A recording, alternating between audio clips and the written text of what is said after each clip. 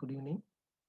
Welcome back to the module Communication Theory, Learning Outcome 3, Topic 12. In this topic, we are going to study about envelope reduction in amplitude modulation and angle modulation with the noise.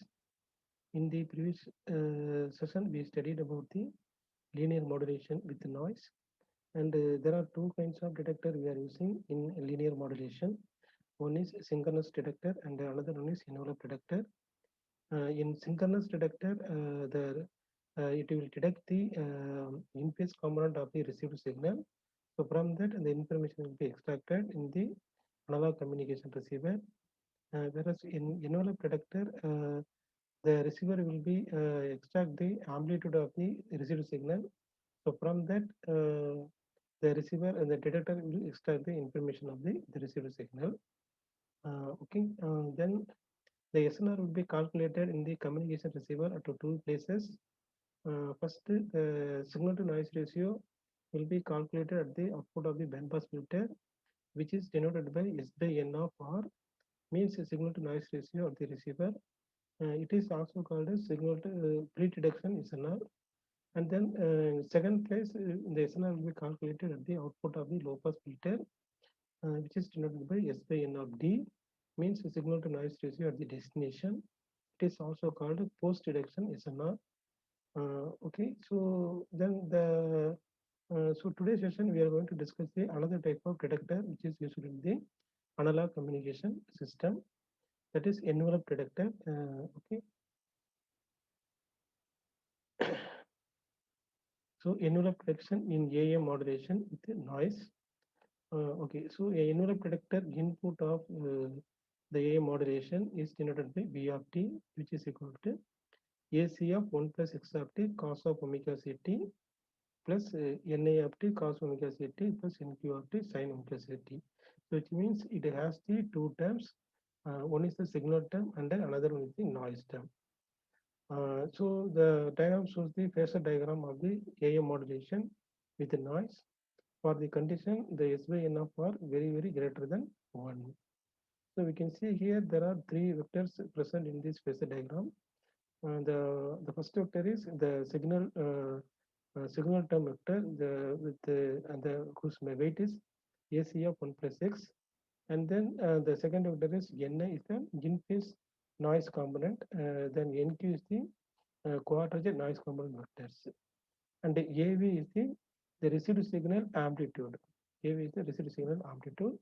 Then pi V is the phase of the received signal. Right. So from this diagram, we can find out what is the envelope of the received signal V of t and what is the phase of the received signal V of t. So since it is a complex number, in phase and the quadrature is present in the noise component. So we can find out the envelope of the received signal is AV of t, so which is equal to square root of AC of 1 plus x of t plus Ni of t whole square, means in real part squared and plus imaginary part square. So NQ of t squared. So from that V of t, we are getting it, since it is a in phase and quadrature, we are getting that envelope is square root of real part square plus imaginary part square. And similarly, we can find out what is the phase of the received signal V of t, that is pi V of t equal to tan inverse of imaginary part divided by real part. So here the imaginary part is quadrature term and real part is in phase term.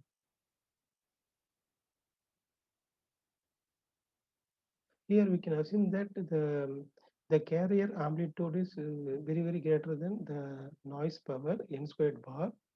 Then we can approximate the envelope of the received signal V of t, that is AV of t approximately equal to AC of 1 plus x of t plus Ni of t. Okay.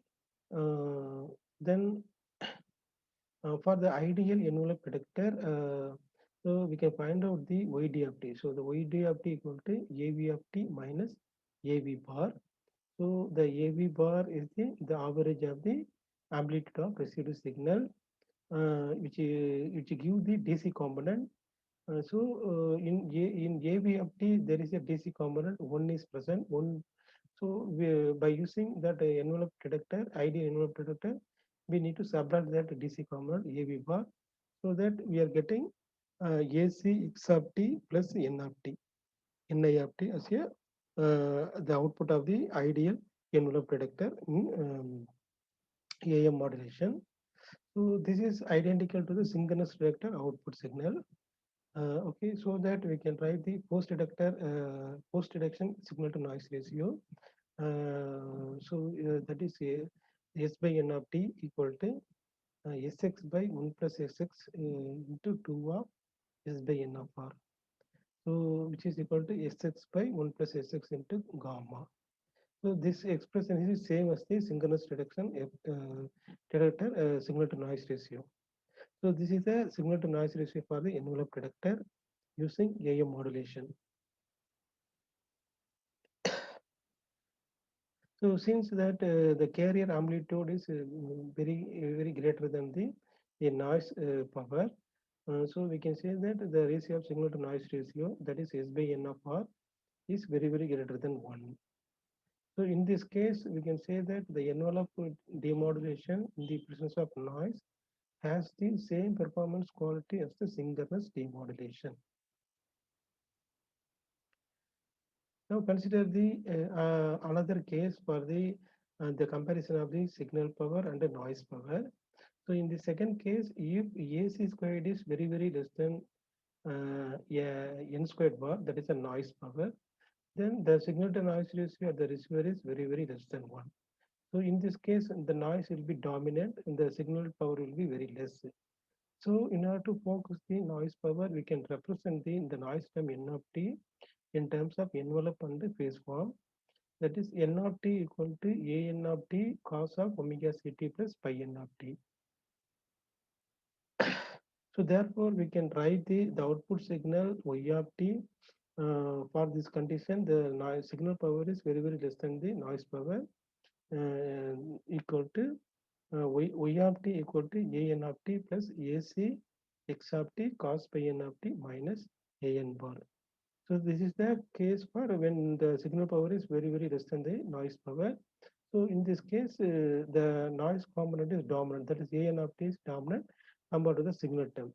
So here you can see that the second term is signal term AC x of t, but this signal term is multiplied with the cos p n of t, that is the noise term, so that it becomes the random signal. And here the average value of the noise power A n bar equal to square root of pi nr by 2, where nr is the receiver noise. So in this case, the principal output component is noise envelope A n of t, because the noise power is very greater than the signal power.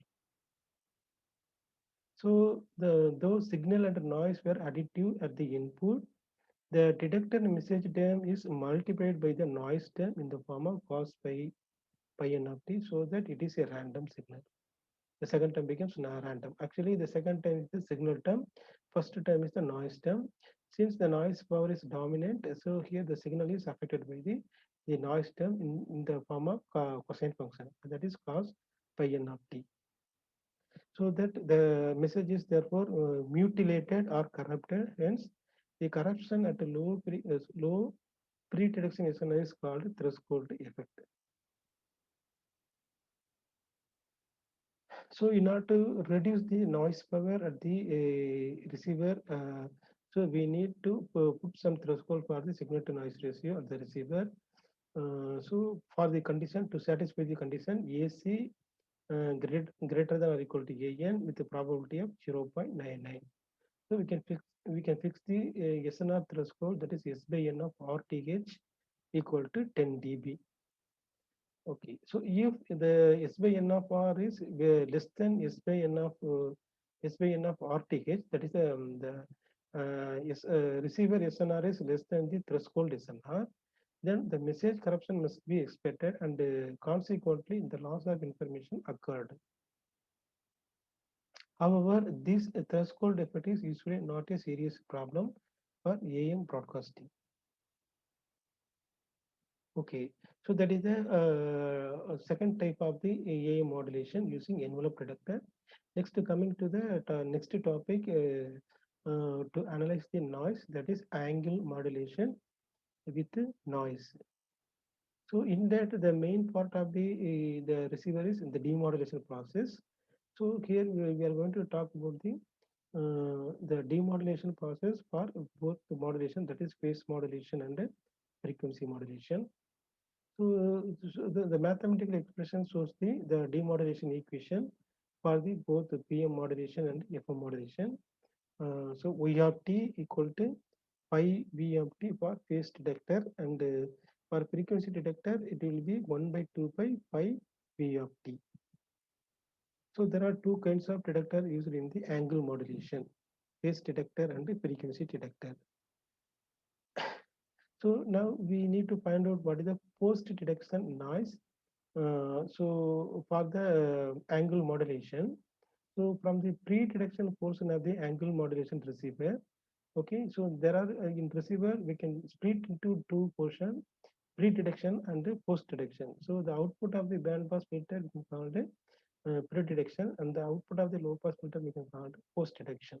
So from the pre-detection portion of the angle modulation receiver, the received signal is represented by Xc of t equal to AC cos of omega ct plus pi of t.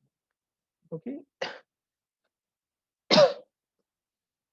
here since we are using that angle modulation, the pi of t ensures the angle modulation depend upon the type of modulation. So here the pi of t equal to pi del x of t for PM modulation, phase modulation, where pi del is the changes in the phase of the transmit signal. And for FM modulation, the pi of t equal to 2 pi f del x of t, where small f del is the changes in the frequency, like del f. So from this, the received signal of the pre-detection output, we can find what is the received signal power, that is SR, which is equal to, by squaring the Xc of t, we are getting the received signal power. So therefore, we are getting AC square, that is the square of the amplitude, AC square divided by 2. That is the RMS value. So this block diagram shows the model of the receiver for continuous modulation in the presence of noise. So there is a band pass filter and one detector and a low pass filter. So the input of the band pass filter, we are giving the received signal XCRT, that is a carrier modulated signal, and the noise is added with the spectral density N0 by 2. Then the output of the bandpass filter, we are measuring the signal to noise ratio, that is S by N of R, a received signal, say received signal to noise ratio. Then the output of the low pass filter, we are measuring the post reduction SNR, which is denoted by S by N of D, means the signal to noise ratio at the destination, dependent on the received signal YD of T. So the carrier to noise ratio we can measure the receiver, which is denoted by S by N of R, that is the signal to noise ratio of the receiver, which is equal to the signal power divided by noise power. The signal power is AC square, noise power is 2 N naught BT. So the pre-detection bandpass filter here, we are using that pre-detection bandpass filter, whose response is HR of F in frequency domain, and it has the bandwidth BT. Here the capital T indicates the duration of the transmit signal, which is centered at a carrier frequency FC.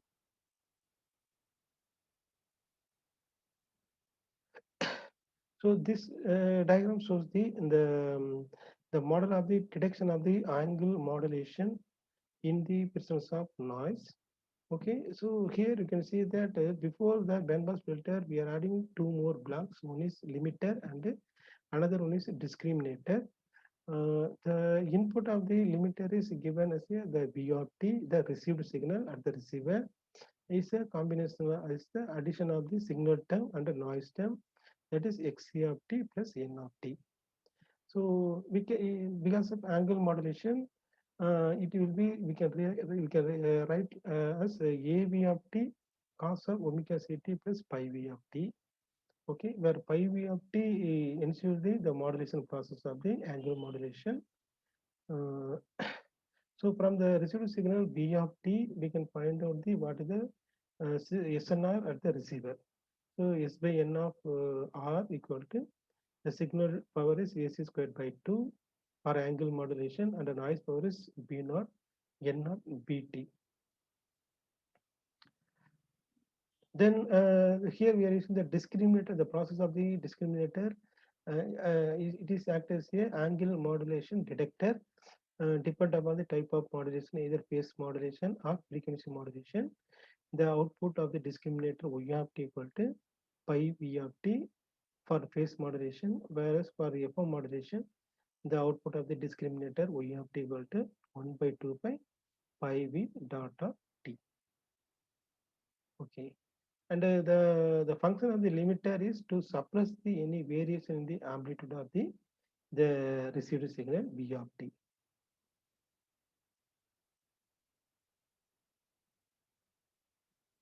So to find the SNR from the pi V of t, because in the received signal the pi V of t ensure the process of the angle modulation, so that from that we can find out the SNR of the angle modulated signal. So the noise term N of t need to be expressed in envelope on the phase form.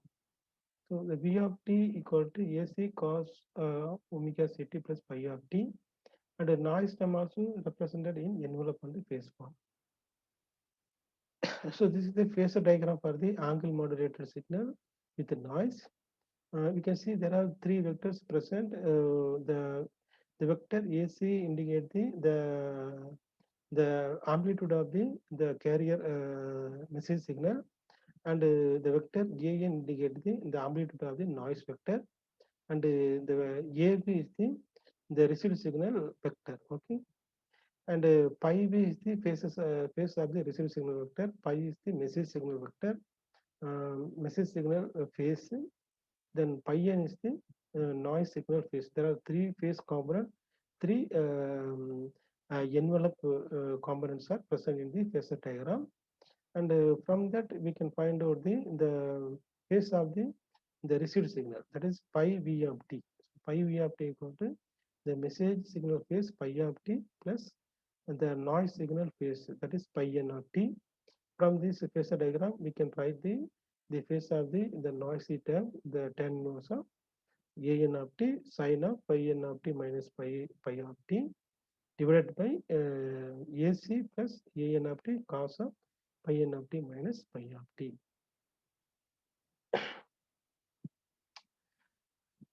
And we can assume that at a large signal condition, the signal to noise ratio of the receiver is very, very greater than 1. So the carrier amplitude is very, very greater than the noise amplitude A n of t. Okay, in that case, we can approximate the phase of the received signal pi v of t equal to pi of t plus psi of t. So therefore, here the psi of t is asymptotically equal to an sine pi n of t divided by AC, because the condition is the signal power is very, very large compared to the noise power, so that we can, the denominator we can approximate into the only the signal power. Okay, signal amplitude is present, we can neglect the noise term, because in the previous term AC plus the signal term is AC, the noise power is the second term. So because of signal power is very, very large compared to the noise term, so we can approximate that denominator term into AC. So that's why here we are putting AC. And here in numerator, we can use the one more approximation, and that is pi n of t minus pi of t is approximately equal to pi n of t. Okay, so that here we are writing a n sine pi n of t. Then here we can replace the a n pi n of t by NQ. That is the power of the quadrature component of the noise. So NQ of t, and the AC is replaced by this equation, because SR equal to AC squared by 2. So from that AC equal to square root of 2SR. So in that way we are getting what is psi of t. Okay, that psi of t is present in the phase of the received signal V of t. And here we can note down that the psi of t depend on the quadrature component of the n of t and decreases with increasing signal power. So here the SR is the received signal power. So while increasing the signal power, psi of t going to be decreases. And the second thing we can, if you assume that pi of t, that is the message signal phase equal to 0, then the resulting noise at the output of the phase detector is only psi of t.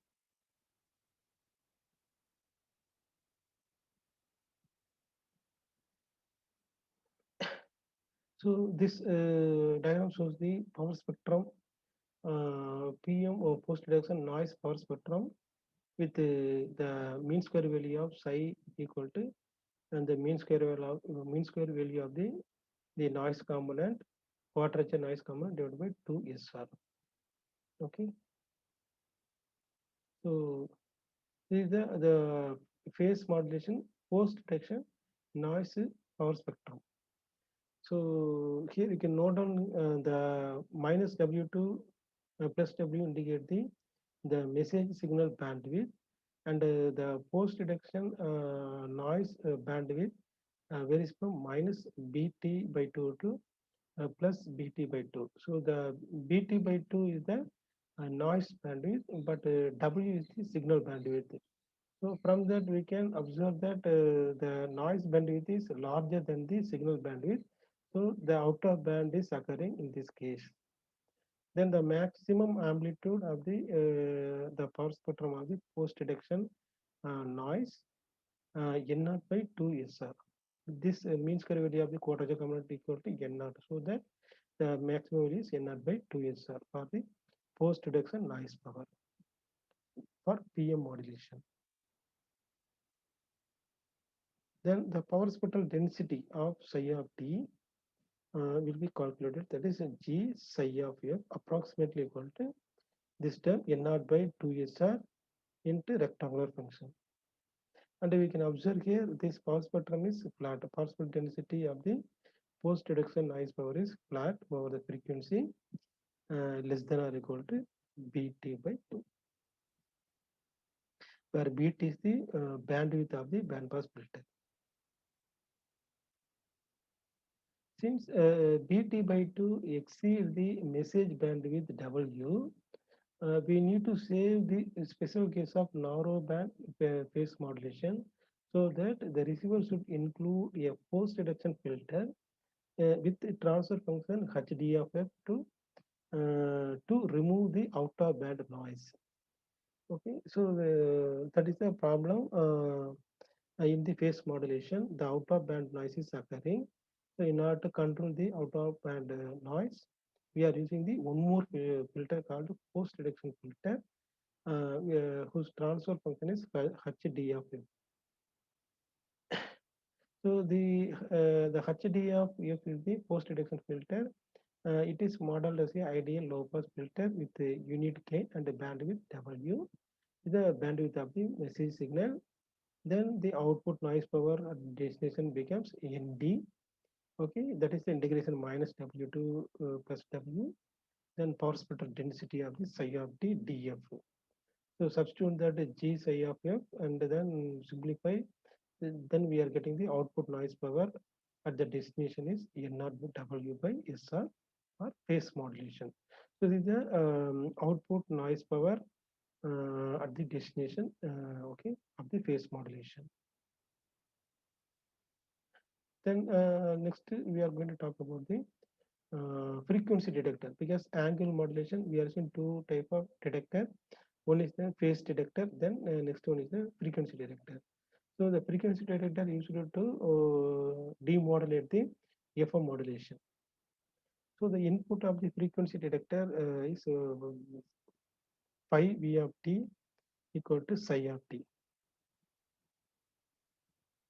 Then the output of the frequency, we can see what is the output of the frequency detector. So the frequency, either frequency detector or phase detector is indicated by discriminator in the receiver. Okay, so here the instantaneous frequency noise is denoted by zeta of t.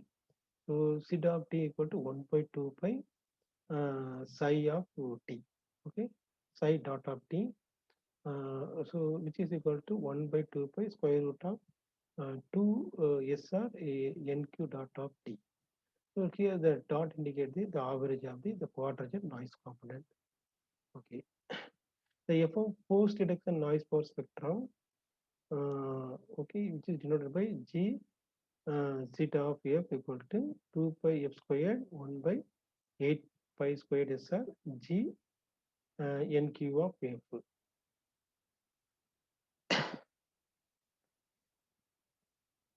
So in that frequency detector, we are using the input signal for the frequency detector is pi V of t, which is psi of t. Then the output of the frequency detector we are getting zeta of t. Okay, that is the noise power we are getting. Then from that we are getting the F of post reduction noise power spectrum, that is G zeta of F. Okay, because of frequency modulation, we are using 2 pi f squared. By squaring this zeta of t, we are getting 1 by 8 pi squared SR. By squaring this one, this nq dot squared equal to n naught. Okay, it will give the noise power n naught. So finally, we are getting n naught f squared n naught f after simplifying. Finally, we are getting n naught f squared by 2 SR into rectangular function. This is the power spectral density of the post reduction noise. So this is the looking like the parabolic function, and it has the component beyond W, that is the bandwidth of the message signal, but less than BT by 2, and it is increasing as a function of f square. So this figure shows the power spectrum of the post reduction noise. Okay, you can see here the power of the in the post reduction noise is increasing as a function of f squared. So initially at the origin, the power of the noise is 0, but while increasing the bandwidth, the power of the post reduction noise is increasing, which is directly proportional to square of the frequency. So this is for FM modulation detection. Okay, by considering the post reduction filter as a ideal low pass filter, then the destination noise power we can calculate, because it also has the bandwidth the minus bt by 2 to plus bt by 2. This is the bandwidth of the noise, the output noise. Because it is out of band, actually signal band is minus W2 plus W, but the extra this is the out of band noise in the noise component. So we want to remove this the extra band in the noise component. So we are using that one more filter which is called a post reduction filter. It is a ideal low pass filter. So that by using that post reduction filter, the outer band of the noise will be removed. Okay, so that the destination noise power nd equal to minus W2 plus W, the power spectral density G zeta of f df. You have to substitute for FM modulation for spectrum output noise power spectrum, that is n naught f squared by 2 SR. So here the n naught to 2 SR is constant, take outside, and 0 to W, so 0 to W, so 2 will be cancelled by integrating f squared f cube by 3. So finally we are getting the destination noise power for FM modulation n naught W cube by 3 SR.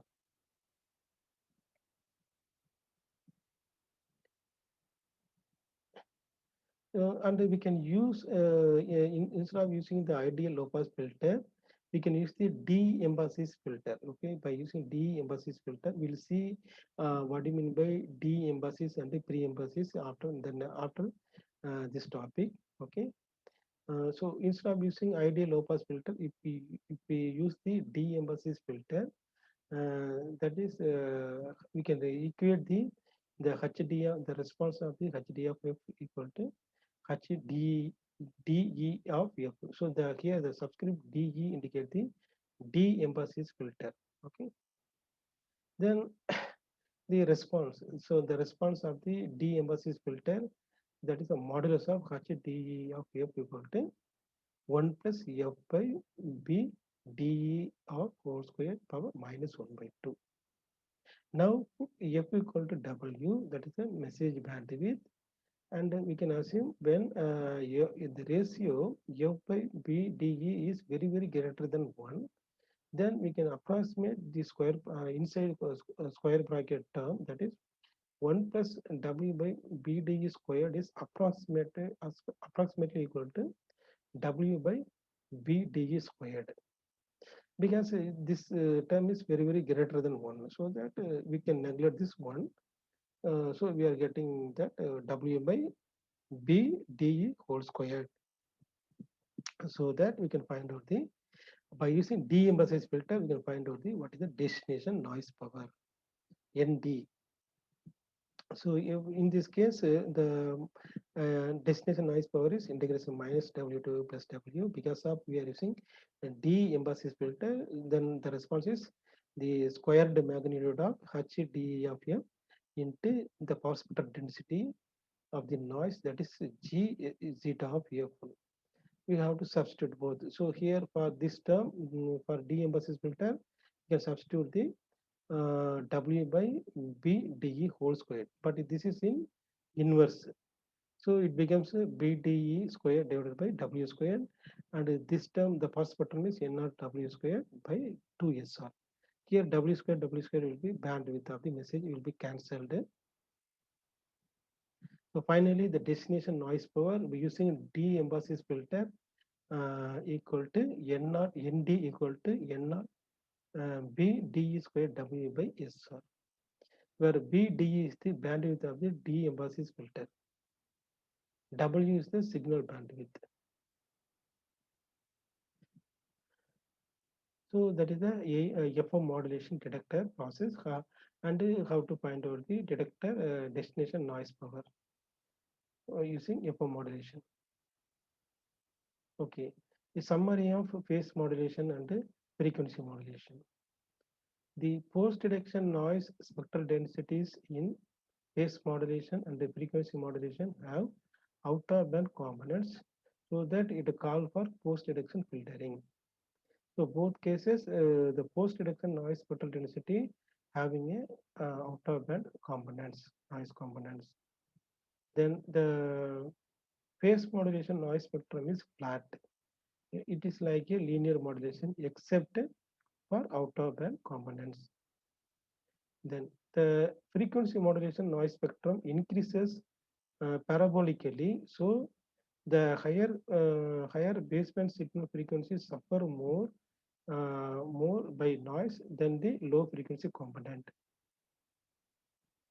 The de-emphasis filtering compensate for this effect, provided the message has been pre-emphasized at the transmitter, which means the outer band noise problem will be compensated by using the pre-emphasis at the transmitter. The destination noise power ND in phase modulation and frequency modulation decreases as SR the received signal power is increases. This phenomenon is called noise quieting. So these are the important points about the phase modulation and the frequency modulation. And then we need to know the destination signal to noise ratio for phase modulation and frequency modulation.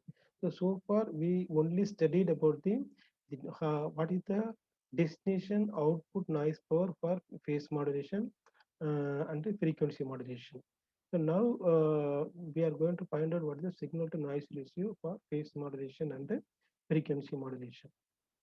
So here the demodulated signal plus noise in phase modulation with pi of t equal to pi del x of t, where pi del is the changes in the phase of the transmit signal x of t. So the demodulated signal y of t. So demodulated signal is y of t equal to pi v of t, which is equal to pi del x of t plus psi of t. for phase modulation. So now assume that the demodulated signal pass through the post detection filter. So it passes only the signal term pi del x of t, okay, to the destination. So the destination signal power becomes SD equal to uh, pi del squared x squared power, that is pi del squared Sx, where Sx is the transmit signal power and the pi del squared is the phase of the transmit signal. So the output noise power for phase modulation equal to ND equal to N0W by SR. So this is another representation for the output noise power for phase modulation.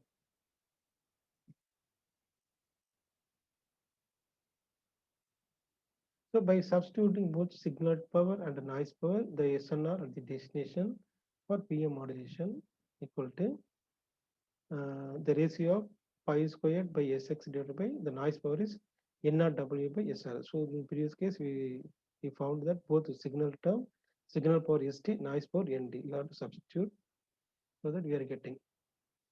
So this N SR going to the numerator. So it will be, we can rewrite for the destination signal to noise ratio for phase modulation, which is equal to pi del squared Sx gamma is the final expression for SNR, the destination of phase modulation.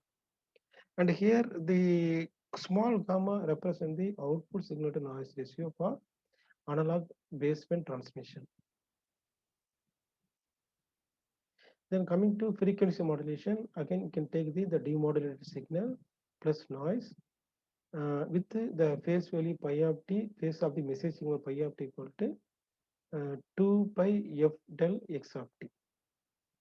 So the received signal y of t for frequency modulation is 1 by 2 pi b of t. Then it will be equal to f into x of t plus zeta of t. And this signal is passed through the post reduction filter. The output of post reduction filter allow only the signal term. So the signal term is f del x of t. So the corresponding power is SD. SD equal to f del squared Sx. So thus the SNR, the destination for FM modulation, is S by N of D. We have to substitute the signal power SD and the noise power ND. Noise power for FM modulation, previously we calculated, that is N0 WQ by 3 SR for FM modulation. N0 WQ by 3, this one. So N0 WQ by 3 SR is for FM modulation. We need to substitute here for FM modulation. So the noise power is N0 WQ by 3 SR. And we can rearrange this signal to noise ratio destination. So 3 is take outside, then the F squared W squared. You can make as a ratio F by W whole squared Sx and SR N W. And it can be rewrite like 3D squared Sx gamma for FM modulation. This is the destination SNR for FM modulation. Where D is the bandwidth ratio. D is the bandwidth ratio. So the destination SNR is directly related with the bandwidth ratio. While increasing bandwidth, automatically SNR going to be increases. But for the fixed value of gamma. So the S by N of T made arbitrarily large by increasing D without increasing the signal power. So that we are telling that FM S by N of T represent the wideband noise reduction. Okay, wideband noise reduction to exchange increased bandwidth for reduced transmit power. Which means for a large bandwidth, we can achieve the large SNR at the destination without increasing the transmit power. So now consider wideband FM with the D, because the parameter D ensures the wideband. If you put a D very greater than 1, it means we are using the wideband FM. So in that case, in the bandwidth of the bandpass filter BT equal to 2F, okay, which is greater than W. Then we know D is the ratio of F by W, and then from this equation F equal to BT by 2, substitute here. So D equal to BT by 2W we are getting. Now we can replace D by BT by 2W. So the destination SNR for FM wideband FM is 3 by 4 BT by W squared SX gamma.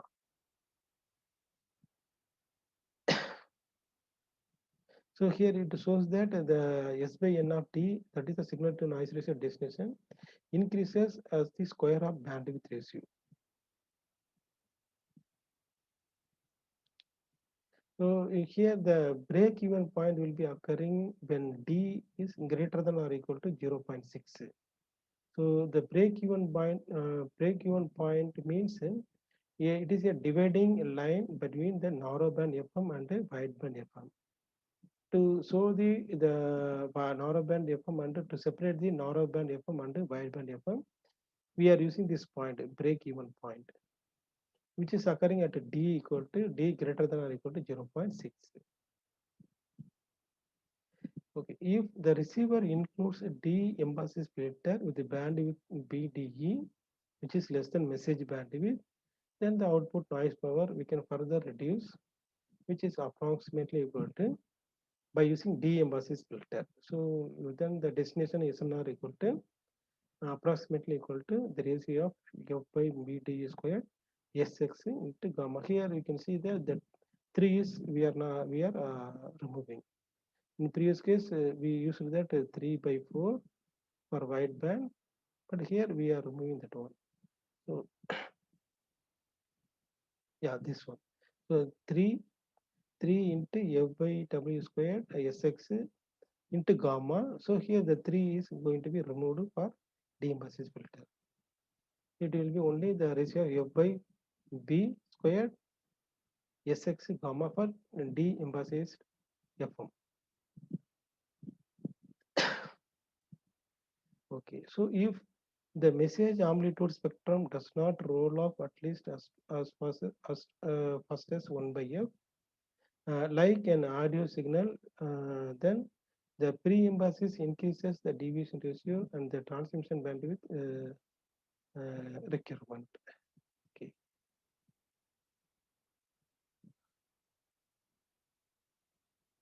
So the wideband FM and yes, signal to noise ratio we can call it wideband noise reduction. Okay.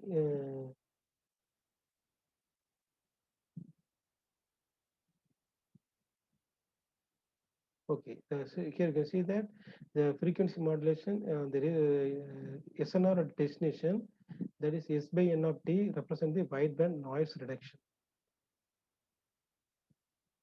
So the wideband noise reduction, to find out wideband noise reduction, that nothing but destination signal to noise ratio for FM, wideband FM. Okay, so we can consider the parameter F equal to 75 kilohertz and W equal to 15 kilohertz, D equal to 5, and the transmit power Sx equal to 1 by 2. Find the wideband reduction factor.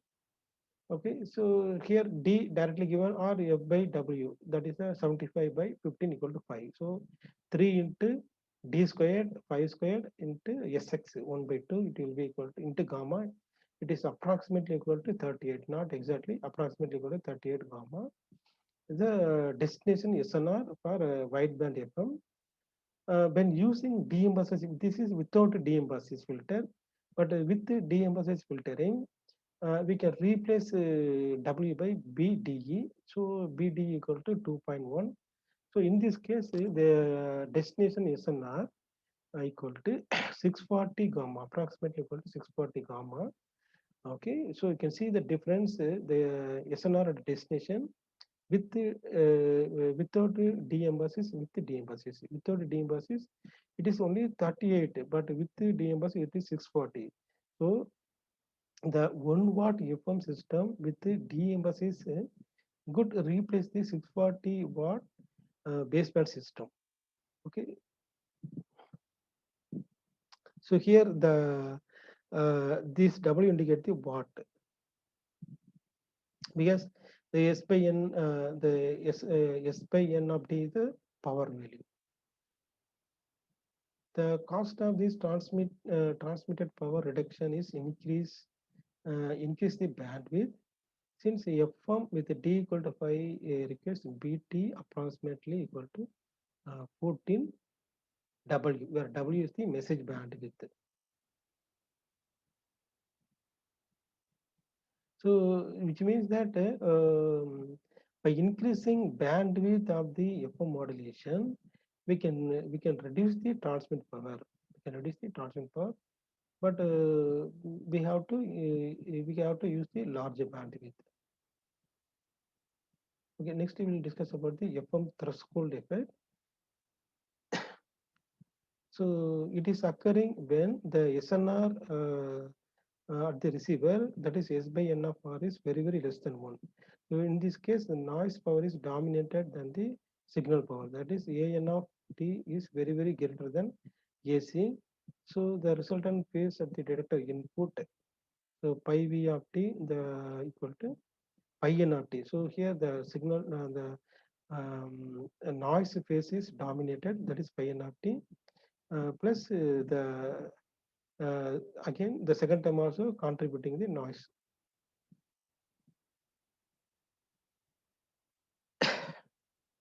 So this figure shows the threshold FM threshold. The first diagram shows the phasor diagram for the FM modulation. Here you can see that there is a 3 amplitude vector AC, AN and AV, carrier amplitude vector, noise amplitude vector and received signal amplitude vector. And there is here 2 phases, pi n noise phase and pi v the received signal phase. And you can initially assume that pi n and pi v having the phase of minus pi, minus 180. And when the vector AB is moving from the point T1 to T2, then the pi v will be shifted from minus pi to plus pi. Okay, so pi is varies from minus pi to plus pi when moving from T1 to T2. So that we are getting the pi v of T. It has the maximum value of pi. This which is we are called step size is pi. That is the instantaneous phase of the FM modulation. And coming to instantaneous frequency, that is 1 by 2 pi pi v dot of T. It has the unity area. While transferring from T1 to T2, it has the unit area in frequency.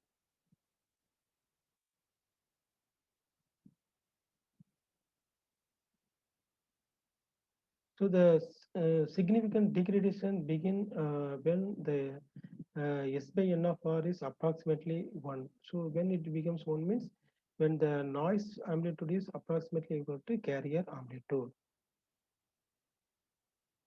Okay, since the small noise variations produces the large spike in the demodulated FM output.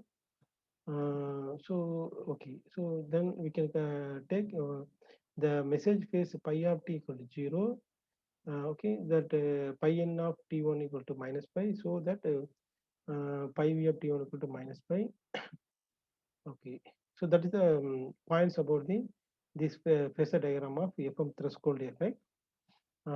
Because we are using 3 phase value, message phase and noise phase. Message phase we consider 0, noise phase is initially pi 1 and the signal phase is minus pi.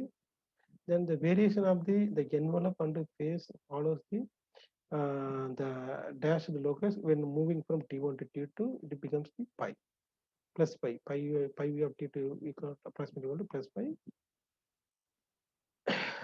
Okay, the same point what we discussed. So here the waveform pi v of t, that is a phase detector, has the step of height 2 pi, and the output has the unit area spike.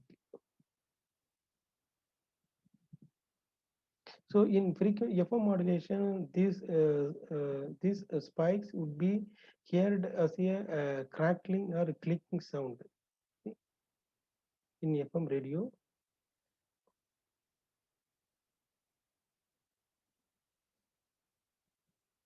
Right.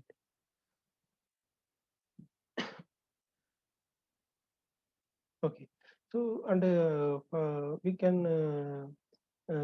can see more detail about the spikes in FM modulation. So for that, we can consider the single tone modulation. By considering the single tone modulation, then the total output noise ND, it has the second term. So without using single tone modulation, it has only N0 WQ by 3SR. With single tone modulation, there is an additional term, that is a 12D by pi into some exponential term we are getting. This second term is contributes for the spikes. And you can see from this graph, okay, the graph shows the x-axis is the threshold SNR, y-axis is the SNR at destination, and we are putting the threshold based on the D value. And in this case, we can consider the threshold is gamma equal to 20. Okay, when if the SNR is SNR at destination is fall below when gamma equal to 20, then the output signal is useless. Okay, but you can see here at a D equal to 2, at a D, capital D equal to 2, this the output destination signal to noise ratio is above the threshold, but is the 20 dB is the threshold, but at a D equal to 2, the S by N of D is above the threshold. Okay, after that only it is going to be fall below. But coming to D equal to 5, okay, at D equal to 5, the S by N of D is fall below the threshold.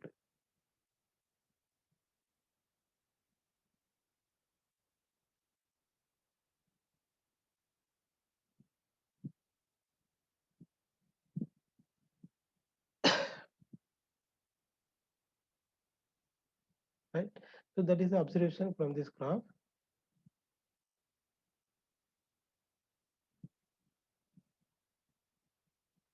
Okay, so when the system is operating near the knee of the curve, so the knee of the curve means this point. Okay, if you're operating the knee of the curve, okay, then the small variation of the received signal power causes the assessable changes in the output signal, so that sometimes the signal will be available, sometimes signal may not be available.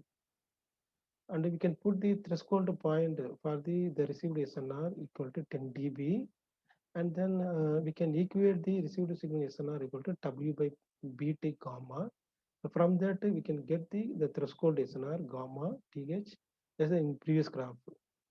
The x-axis is the threshold SNR, y-axis is the destination SNR. So which is equal to because of we are fixing the threshold SNR equal to 10 dB. So S by N of R equal to 10. So BT by W. And here we can replace BT equal to 2 M of the W. So the W cancelled. So 20 M of D, which is approximately 20 D plus 2. Again, M of D equal to D plus 2. So this is the process of finding the threshold SNR to avoid the spike issues in the FO modulation. Okay, then with the D equal to 2, we can get the bandwidth of the BT equal to approximately 7W. You can use this formula to find out BT equal to 2 into D plus 2W, approximately 7W. So in this case, the S by N of T is just above the threshold. When D equal to 5, then the S by N of D is below the threshold. So in this case, the output signal is useless.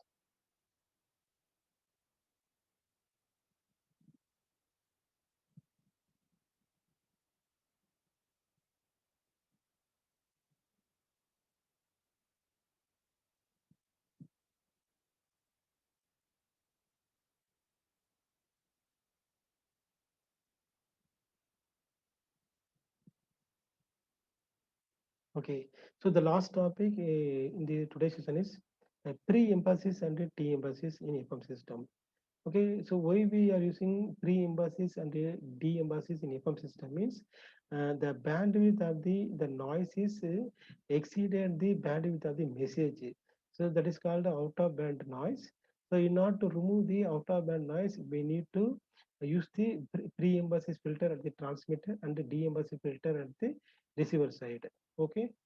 So the power spectral density of the noise at the output of the FM receiver has the square law dependence, okay, on the operating frequency. Which means you can see here the power spectral density of the noise. Okay, so you can see here the power of the noise is increasing the square of the operating frequency. And second graphs waveform shows the power spectral density of the message signal. Okay, by increasing frequency, the power of the message signal going to be decreases at going to be zero at the edge of the frequency plus minus plus or minus W. Okay.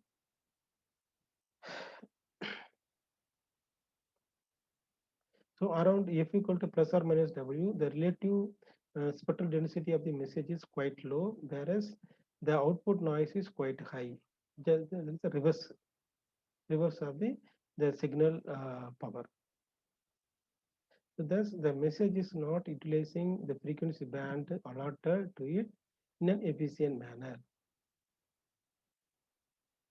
because whatever the bandwidth allotted for the signal, okay, because at the edge of the signal, the power will be very less. For message signal, the power will be less.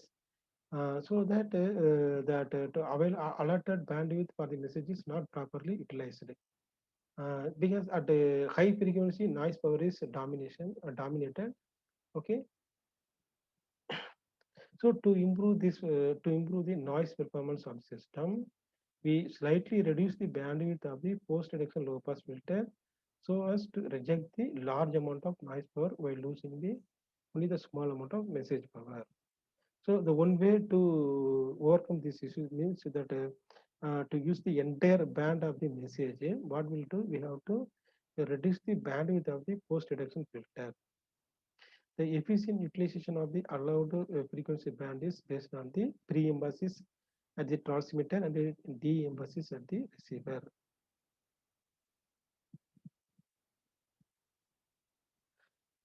Thus, the low frequency and the high frequency portion of the power spectrum density of message are equalized in such a way that the message bandwidth is fully occupies the frequency band allotted to it. Okay.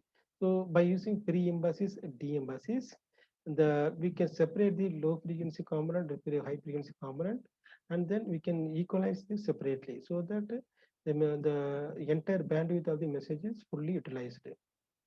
Okay. So at the discriminator output in the receiver, it perform the inverse operation by de-emphasizing high frequency components so as to we can restore the original signal power distributed of the messages. Right? So here what we are doing, the discriminator, we are using that because at the transmitter we are using pre-emphasize. So we can use the reverse process, de-emphasize, we can use it at the receiver. So that the high frequency component of the noise also reduced. In this case, at the output of the discriminator, we are performing the de-emphasis process, and the high frequency component of the noise also reduced. Therefore, effectively increasing the output signal to noise ratio.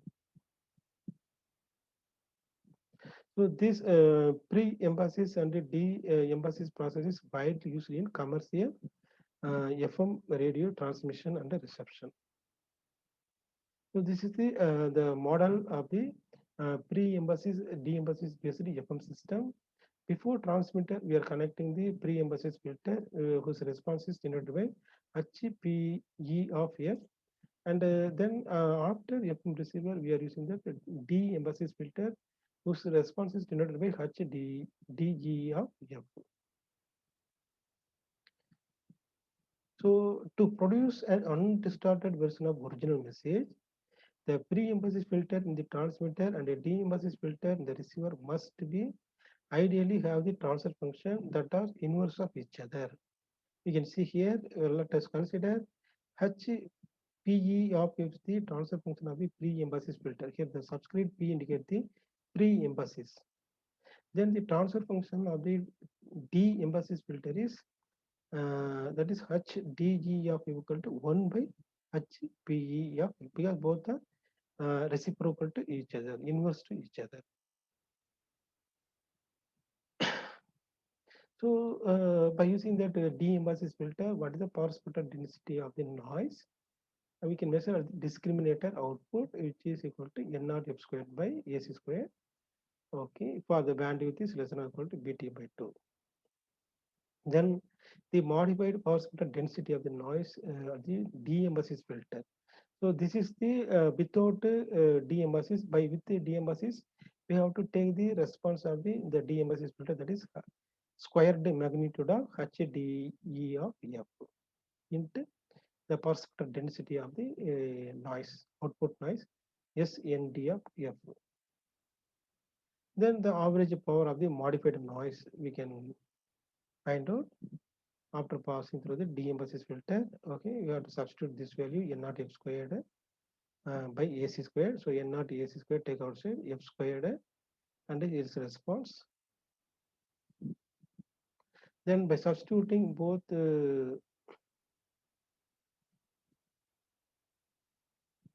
by substituting the average output noise power without pre-emphasis and de-emphasis with pre-emphasis and de-emphasis, we can find out the improvement factor. This is called improvement factor for output signal to noise ratio.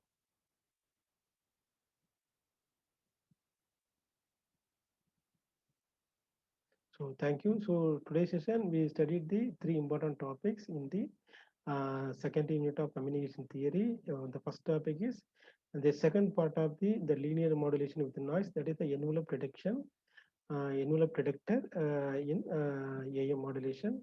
Then we discussed about the angle modulation with the noise. There are two kinds of detector we studied, phase detector and frequency detector. We found that the destination noise power for phase modulation and the frequency modulation. Then we found that destination signal to noise ratio for phase modulation and frequency modulation. And we analyzed about the spikes problem in the FM modulation. Then finally we studied about the how to use the pre-emphasis and the de-emphasis filter for EFM transmission to control the outer band noise. Thank you.